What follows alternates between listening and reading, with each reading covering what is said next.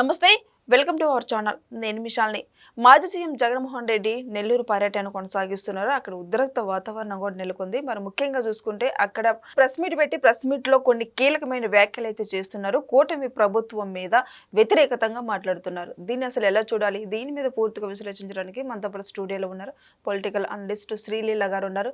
వారిని అడిగే విషయాలను తెలుసుకునే ప్రయత్నం చేద్దాం. నమస్కారం మేడం. నమస్తే అమ్మా. జగన్మోహన్ రెడ్డి నెల్లూరులో ప్రెస్ మీట్ పెట్టారు. ప్రెస్ మీట్ లో కొన్ని కీలకమైన వ్యాఖ్యలు చేస్తున్నారు. అంటే పిల్లలకి విద్య దీవెన లేదు, వసతి దీవెన లేదు, పిల్లలు స్కూల్కి వెళ్ళట్లేదు, లేక ఇబ్బంది పడుతున్నారు. అలాగే రోడ్లు కూడా మొత్తం తవ్వుతూ గందరగోళం చేస్తున్నారని చెప్తున్నారు. మరి జగన్మోహన్ రెడ్డి అంటే రాష్ట్రం అంతా, ఏపీ రాష్ట్రం అంతా దిగజారిపోయిందని వ్యాఖ్యలు చేస్తున్నారు. అసలు ఎలా చూడాలి మేడం? వైఎస్ జగన్మోహన్ రెడ్డి ఇతను 2019 నుంచి 24 వరకు ఆంధ్ర రాష్ట్ర ముఖ్యమంత్రిగా చేశాడు. అప్పుడు ఏం చేశాడంటే గెలవబోయే వరకే ముద్దులు పెట్టాడు, గెలిచాకేమో ఇలా అడ్డుతెరలు కట్టుకొని తిరిగాడు. అంటే వీళ్ళంతా కూడా ఆయన గెలిపించిన తర్వాత ఆయన అందలం ఎక్కి ఈ రోజున అందలం దిగిన తర్వాత అర్థం లేని మాటలు మాట్లాడుతున్నాడు. ఆయన పెట్టింది ఒక ప్రెస్ మీటు, ఆ చూసి చదివే స్క్రిప్ట్ అంతా కూడా ఈయన మాట్లాడే మాటలు. ఇవి ఏంటంటే నిజంగా ఏంట్రా బాబు ఈ పిచ్చి, వెర్రి, ఈ చపలం ఏమనాలో కూడా అర్థం కాని పరిస్థితి జగన్మోహన్ రెడ్డిది అక్కడ. అంటే తను ఎందుకు వచ్చాడు అసలు నెల్లూరు? ఏం ఉద్ధరించడానికి వచ్చాడు? ఎవరిని పరామర్శించడానికి వచ్చాడు? వాళ్ళు ఏమైనా ఆపదలో ఉన్నారా? వాళ్ళు ఏమైనా ఇబ్బందుల్లో ఉన్నారా? కూటికి లేని నిరుపేదలా? లేకపోతే వాళ్ళకి ఇల్లు లేదా, వాకిల్ లేదా, ఏదైనా ఇబ్బంది అయిన ఏమైనా వాళ్ళకి సహాయ సహకారాలు అందించడానికి వచ్చావంటే ఏమీ కాదు. వీళ్ళు రాష్ట్రాన్ని కొల్లగొట్టి ఇష్టానుసారంగా కార్జు అక్రమంగా తవ్వేసుకొని మరి దాని మీద వేల కోట్ల రూపాయలు దండుకొని లక్షల కోట్ల రూపాయలు జగన్మోహన్ రెడ్డికి కట్టబెట్టిన కాకాని గోవర్ధన్ రెడ్డిని కాకాబట్టానికి వచ్చిన వైఎస్ జగన్మోహన్ రెడ్డి. మరి అక్కడికి వచ్చి ఈయన మాట్లాడాల్సిన మాటలేంది? వచ్చిన సందర్భం ఏంటి?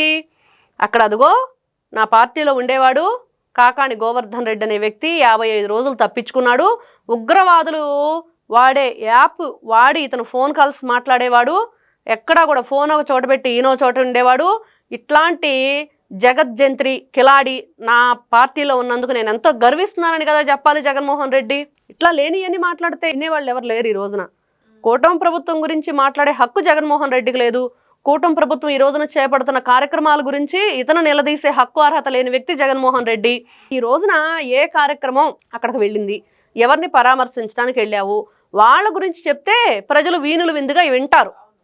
మరి అంతే కదా. ప్రసన్న కుమార్ రెడ్డి అతను ఏం మాట్లాడాడు?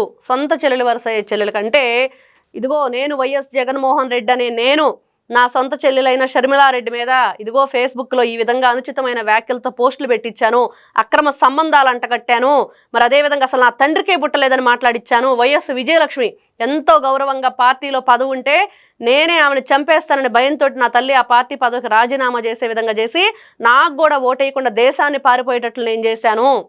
ఒక మహిళలను గౌరవించడం నాకు చేత కాదు, నా ఇంటి ఆడపిల్లలను నేను గౌరవించుకోలేనప్పుడు మరి ఈ రోజున నా తండ్రికే పుట్టలేదని నా చెల్లెలు అన్నప్పుడు నా తల్లికే కదా ఆ మాటలు తగులుతాయి అని అన్నప్పుడు మరి ఇవన్నీ ఎవరికి చెందుతాయి? జగన్మోహన్ రెడ్డి ఘనత. మరి నేను ఇంత ఘనుణ్ణి, మరి నా పార్టీలో ఉన్న ప్రసన్న కుమార్ రెడ్డి అసలు నన్ను మించిపోయాడు, చాలా మంచి భాష ఉపయోగించాడు, మరి ఇలాంటి వాళ్ళు నా పార్టీలో ఉండటం గర్వకారణం అని చెబితే తెలుస్తుంది. ఎవరిని పరామర్శించడానికి వచ్చావు, ఎవరిని పలకరించడానికి వచ్చావు, వాళ్ళ గురించి వాళ్ళ చరిత్ర వాళ్ళు గతంలో చేసింది ఏంటి? పిహెచ్డీల గురించి మాట్లాడతాడు కదా ప్రసన్న కుమార్ రెడ్డి. మరి వీళ్ళకున్న పిహెచ్డీలు ఇవే కదా, బూతులు తిట్టడం, మరి ఆడపిల్లల్ని ఈ విధంగా వేధించటం, ఆడపిల్లల్ని గౌరవించకుండా వీళ్ళు చేసిన అనుచిత వ్యాఖ్యలు, వాళ్ళ ఫోటో మార్ఫింగ్ చేయటం, ఇష్టానుసారంగా. జగన్మోహన్ రెడ్డి అధికారంలో ఉన్నప్పుడు ఏం చేశాడు? ఎంత బకాయిలు పెట్టి వెళ్ళాడు? ఎన్ని వేల లక్షల కోట్ల రూపాయలు అక్రమంగా వీళ్ళు దండుకున్నారు? ఈ కదా జగన్మోహన్ రెడ్డి చెప్పాలి. ఇతను రోడ్లు తవ్వుకెళ్ళారని చెప్తారేంటి?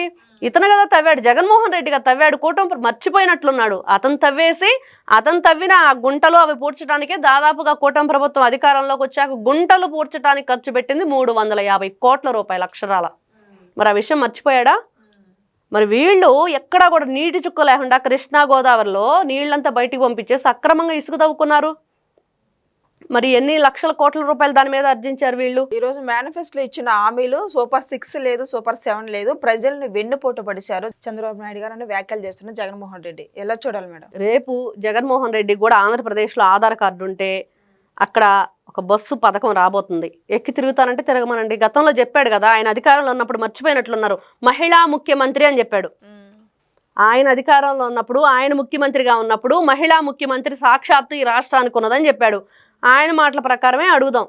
ఒకప్పుడు నువ్వే చెప్పుకున్నావు కదా, ఈ రోజున వచ్చి మహిళా బస్సుల్లో తిరిగి చూడు ఎంతమంది మహిళలు ప్రయాణం చేస్తున్నారు, ఎంతమంది మహిళలకు ఈ రోజున కొత్తగా బస్సులు వేశారు, ఆ టికెట్లు ఏ విధంగా వాళ్ళకి ఇవ్వాలని చెప్పేసి దాని మీద వాళ్ళందరికి కూడా ఒక శిక్షణ అయితే ఇచ్చారు. ఇవన్నీ తెలుస్తాయి. ఇతను ఎక్కడో ఎగురుకుంటా వెళ్ళి యలహంకలో కూర్చుంటాడు, మళ్ళీ ఎగురుకుంటా వచ్చి తాడేపల్లిలో కూర్చుంటాడు. రాష్ట్రంలో ఏం జరుగుతుందో ఎలా తెలుస్తుంది? అసలు విద్యా దీవెన గురించి మాట్లాడే హక్కు ఉందా?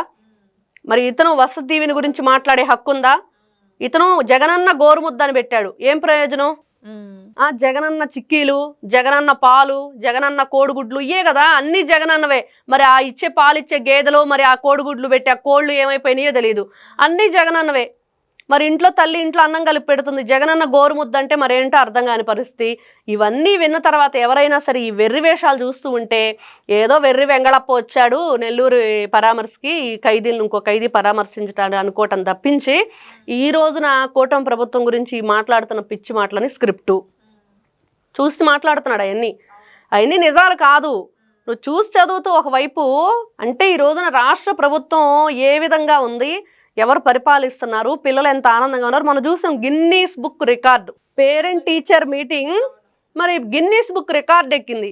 పిల్లలందరూ తల్లిదండ్రులందరూ ఎంత ఆనందంతో ఉన్నారు. ఈ రోజున తల్లికి వందనం అంటే ఇంట్లో ఎంతమంది పిల్లలుంటే అంతమందికి తల్లికి వందనం పడింది. మరి జగన్మోహన్ రెడ్డికి చదువుకునే పిల్లలు లేరు కాబట్టి ఇంట్లో చిన్నపిల్లలు తెలియట్లా. మరి అతను కూడా ఉన్నదే ఖచ్చితంగా వాళ్ళకు కూడా వచ్చేది. ఈ రోజున ఎంతోమంది వైఎస్ఆర్సీపీ పార్టీకి సంబంధించిన వాళ్ళే మనం ఎన్నో పోస్టులు చూసాం ఆ రోజున తల్లికి వందనం పడినప్పుడు. నేను వైఎస్ఆర్సీపీ పార్టీ కార్యకర్తని, ఎక్కడా కూడా ఇక్కడ మతాన్ని కానీ లేకపోతే పార్టీని కానీ ఎక్కడా కూడా చూడకుండా ప్రతి ఒక్కరికి తల్లికి వందనం వచ్చింది. వాళ్ళ మనుషులే చెప్పారు, స్వయంగా కృతజ్ఞత కూడా చెప్పారు. అప్పుడు ముఖ్యమంత్రిగా చంద్రబాబు నాయుడు గారు కానివ్వండి, ఆ రోజున డబ్బులు వేసిన మరి విద్యాశాఖ మంత్రి నారా లోకేష్ గారికి కానివ్వండి, వాళ్ళు తెలియజేశారు కదా. మర్చిపోయినట్లున్నాడు జగన్మోహన్ రెడ్డికి మతిమరుపు.